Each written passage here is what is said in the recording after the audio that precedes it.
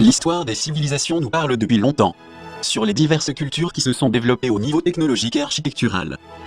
Tout ceci témoigne d'une immense sagesse qui échappe à la compréhension humaine.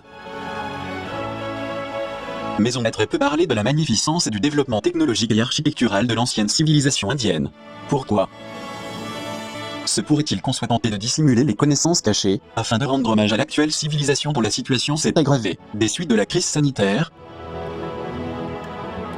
Sans aucun doute, la culture hindoue millénaire répartie sur tout le sous-continent indien nous montre jusqu'à nos jours avec ses constructions colossales, l'ampleur de sa grandeur.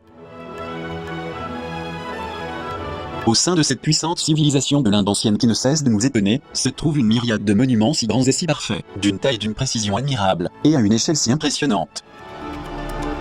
Nous parlons de monuments et de villes, construits non seulement avec une étonnante perfection technologique et architecturale, mais aussi considérés comme des villes sacrées, puisque beaucoup d'entre elles ont été construites par les dieux, ou par de sages architectes et ingénieurs comme Vishwakarma, le constructeur de deux villes célèbres, celle de Lanka, et aussi la célèbre ville de Dwarka, la capitale du dieu Krishna. Il a aussi été le fondateur des 1000 arts, et le créateur de toutes sortes d'ornements et de précieuses décorations. Depuis le choix du lieu, en passant par l'élaboration des plans, jusqu'à la construction des murs, des temples et des bâtiments, tout a été réalisé avec un profond symbolisme. Cette union avec le sacré et l'univers s'est produite dès les premiers moments de la création de la nouvelle ville. C'est ainsi qu'un nombre infini de villes-temples ont été construites par les dieux. Le célèbre livre, le Mahabharata, écrit directement par l'un des fils des dieux Shiva et Parvati, le dieu de la prospérité et de la chance, Ganesha Vinayak, nous dit que les dieux étaient physiquement présents avec une technologie très avancée. Bien qu'à nos yeux toutes ces manifestations manquent d'objectivité, néanmoins, afin de ne pas oublier la présence des dieux, les hindous ont également construit à travers les siècles des bâtiments et fabriqué des bijoux, qui ont été conservés par leur Maharaja ou Raja, en souvenir de l'avènement de leur divinité.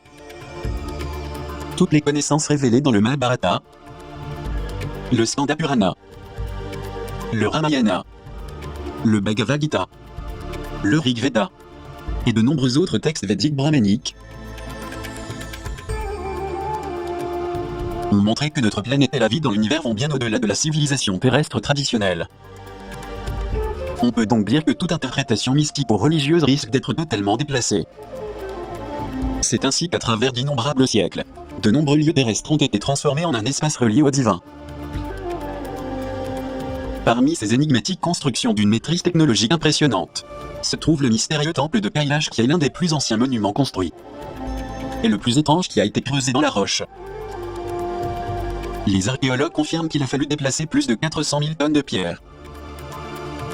Il s'agit d'une tâche impossible à réaliser par l'homme d'il y a quelques milliers d'années, sachant qu'il ne disposait que des outils rudimentaires tels que des marteaux, des ciseaux et des pioches. Alors que certains sont convaincus qu'il s'agit d'un travail mené par l'homme.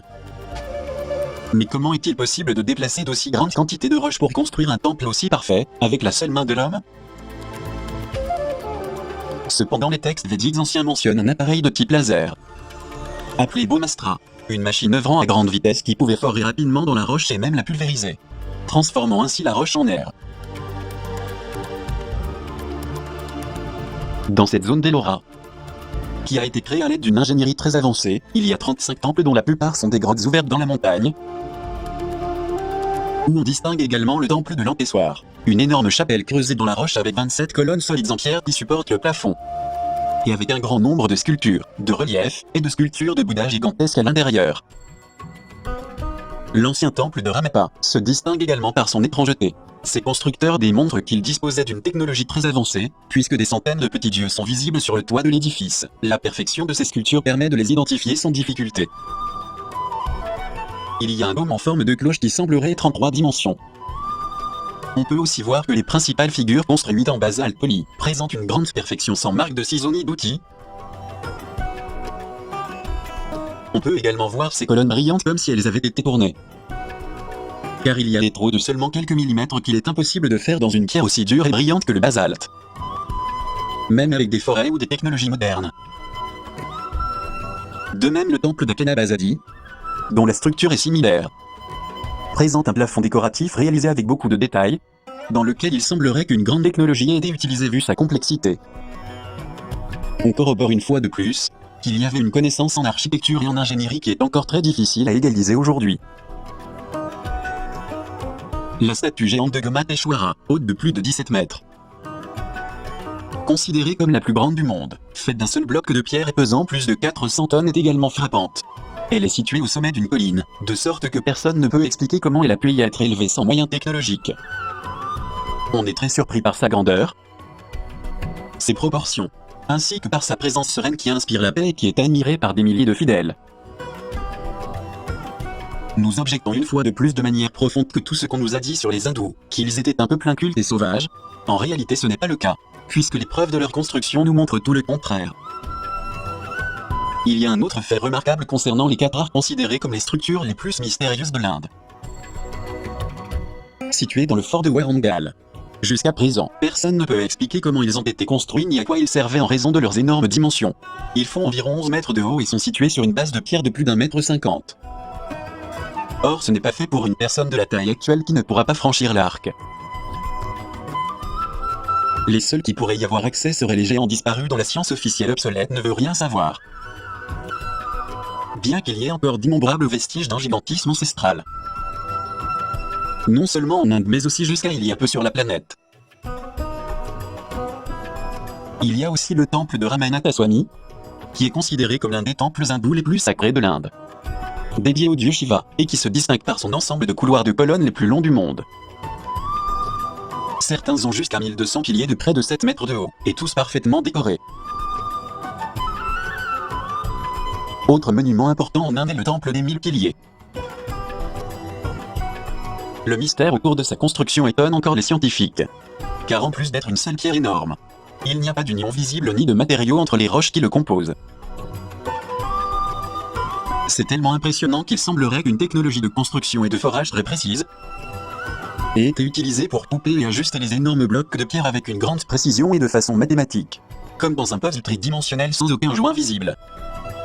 Il se passe la même chose avec les colonnes où l'on peut également voir des perforations très précises, impossibles à réaliser avec des outils rudimentaires comme ils étaient censés utiliser à l'époque.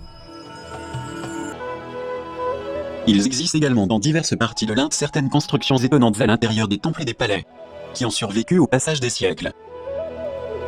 Et la chose la plus intéressante est que beaucoup de ces constructions manifestent des phénomènes impossibles à expliquer. On dirait qu'une technologie très avancée dans le domaine de l'architecture existait à cette époque-là. Il y a des sons qui résonnent à l'intérieur des piliers, produisant une sorte de mélodie très particulière et énigmatique, semblable à des sons métalliques ou le son d'une cloche. Comme si une sorte de réverbération très particulière totalement inconnue jaillissait de la pierre.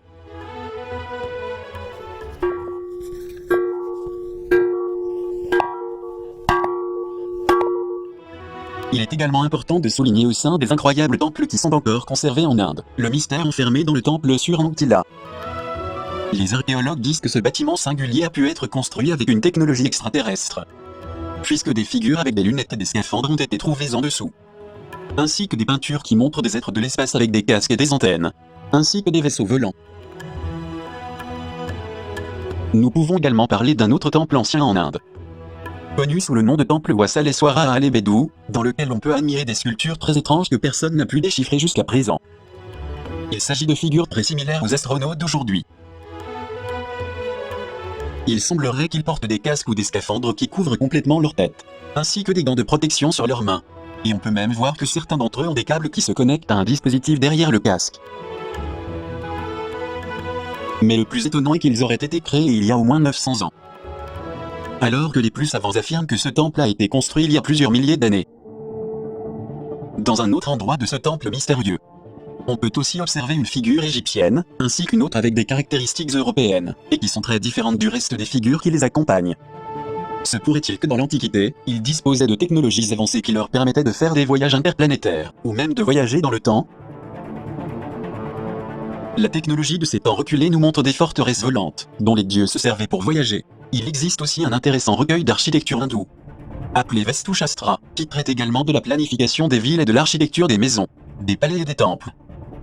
Cependant, à partir du IIe siècle après Jésus-Christ, on assiste à un pillage incessant perpétré par des peuples et des tribus étrangers, et plus tard ce sera le tour des hordes arabes, turques, afghanes, portugaises et anglo-saxonnes. C'est ainsi que tous les centres de sagesse connus sous le nom de Temple Vihara et Bandara qui contenaient des livres précieux et d'autres trésors inestimables du patrimoine indien, ont dû supporter le feu et la fureur impitoyable des prédateurs envahisseurs. Malheureusement, dans cette sombre atmosphère de dévastation et d'incertitude, de nombreuses traditions et de grands héritages ont été perdus, mais d'autres ont été gardés secrets. D'autres œuvres découvertes injustement attribuées aux Afghans, aux Turcs, aux Arabes, et à de nombreux autres peuples du Moyen-Orient et d'Europe, ne sont que des chefs-d'œuvre littéraires hérités de l'Inde ancienne. Par exemple, ce que nous appelons les numéros arabes est en fait une richesse exclusivement hindoue. N'oublions pas que l'Inde est l'un des seuls pays qui, bien que très peu de livres de sa littérature et de son énorme sagesse, ait survécu au ravage des démons Asura de tous les temps. Quelque chose a pu être sauvé grâce aux moines et aux gardiens des temples. Pendant l'invasion islamique, le général Kalapahad a détruit plusieurs temples hindous à Orissa, y compris le temple de Konark. Kalapahad était un indo converti à l'islam qui était à la tête d'une armée envoyée par le sultan du Bengale, Suleiman Khan, dont l'objectif était d'envahir l'Orissa en 1508 après Jésus-Christ. Bien qu'il ait été presque impossible de briser le temple du soleil de Konark, dont les murs de pierre avaient une épaisseur de 6 à 8 mètres, il a quand même réussi à déplacer les pierres de l'arche jusqu'à ce que le temple s'effondre. Il a également brisé la plupart des statues de Konark et d'autres temples latéraux, provoquant l'effondrement progressif du bâtiment, et le toit de Mukassala a également subi de lourds dégâts, à cause des pierres tombées du haut du temple. C'est à la suite de cette destruction islamique que l'Odisha est passé sous administration musulmane. Alors que dans le même temps, les tentatives de destruction des temples hindous se poursuivaient. En conséquence de l'élimination de l'image du temple, la vénération du temple du soleil a été arrêtée, faisant en sorte que les pèlerins cessent de se rendre à Konark. Le port a été fermé en raison des attaques constantes des pirates, causant avec cela que la tradition concernant l'adoration du soleil de la ville glorieuse de Konark a été perdue. C'est ainsi que cette ville sacrée, en plus de perdre la foi qu'elle avait, est devenue un lieu désert à cause des invasions et des ravages des pirates. Nous pouvons ainsi corroborer que toutes les invasions et le pillage menés par des peuples barbares ne font que retarder l'évolution et le progrès des peuples. Les démons Asura réincarnés dans de nouveaux corps se sont non seulement donnés pour tâche de se battre contre les dieux, mais aussi de détruire par la suite tous les temples qu'ils pouvaient. Pour ceux qui n'y parvenaient pas, comme le Taj Mahal, ils se le croyaient comme s'il leur appartenait, comme nous l'avons largement exposé dans le documentaire 81. De plus, il y a aussi une infinité de dessins et de gravures en haut-relief, qui montrent que les sages constructeurs étaient des gens dont les connaissances dépassaient toute logique terrestre. On sait également que dans le temple de granit noir le plus emblématique de Konark, dans la région de l'Odisha, comme nous l'avons déjà vu, on peut voir clairement un vimana géant en pierre, avec 12 paires de roues, finement décorées et tirées par 7 chevaux. Bien qu'il ait été construit au XIIIe siècle par le roi Narasimha-deva, afin de représenter sur terre le char volant, par lequel le dieu du soleil Surya se déplaçait dans le ciel, la légende prétend que la pagode noire au temple du soleil à Konark, sur la côte est de l'Inde, et vieille de plusieurs milliers d'années, a été construite par Samba, le fils du seigneur Krishna, pour honorer le dieu soleil. Le Vimana a été couronné par une grande tour avec un sikara, où il domine maintenant les ruines avec sa masse pyramidale. Ceci indiquerait que la pagode est très ancienne. Cet énorme bâtiment a aussi un dôme arrondi, qui était autrefois couronné d'une dalle de granit géante qui pesait environ 60 tonnes. D'après certains récits sur le temple, on prétend que c'était une gigantesque pierre de granit qui permettait de manipuler les forces magnétiques, et que les statues lévitaient à l'intérieur du bâtiment. On sait aussi que pendant sa construction, un aimant géant a été placé au sommet du temple, tandis qu'une statue du dieu soleil en fer était suspendue dans l'air par 4 grands aimants. Il s'agissait de puissants aimants qui ont causé de graves dommages aux navires commerciaux portugais lorsqu'ils traversaient cette partie de la haute mer à moins de 3 km du temple lors de leur colonisation de l'Inde. L'aimant géant perturbait les boussoles, et celle-ci faisait que les navires lusitaniens naviguent en direction de la côte, en les entraînant dans une catastrophe irréparable. Pour sauver leurs expéditions, les navigateurs portugais ont retiré les aimants du temple, ce qui a fait que certains murs ont perdu de leur stabilité et qu'ils ont fini par s'effondrer. De nombreuses recherches archéologiques ont découvert que la merveilleuse culture hindoue, peu étudiée, est comparable à la civilisation égyptienne, et que sa ressemblance est telle que ses origines sont très similaires aux divinités qui l'ont fondée. Il s'agit de temples érigés avec une telle orientation et précision scientifique et géométrique, qu'ils n'ont pu être construits qu'au moyen d'une planification architecturale parfaite, aidés par des dispositifs très sophistiqués, tels que le dispositif technologique Bomastra. Et bien que le sous-continent indien ait été oublié par l'histoire et inconnu des archéologues jusqu'à l'invasion anglo-saxonne, Force est de constater que leur savoir fait preuve non seulement d'une très grande culture architecturale qui a permis d'accomplir des exploits de génie civil et de construire des villes gigantesques. Malheureusement, la culture indienne a été souvent sous-estimée. Les différents envahisseurs ont essayé au cours des siècles de détruire des dessins et des sculptures dans divers temples, afin de faire disparaître le merveilleux savoir que les anciens êtres de lumière avaient laissé à l'humanité. La vérité est qu'il y a encore de nombreux vestiges qui attirent beaucoup l'attention des visiteurs.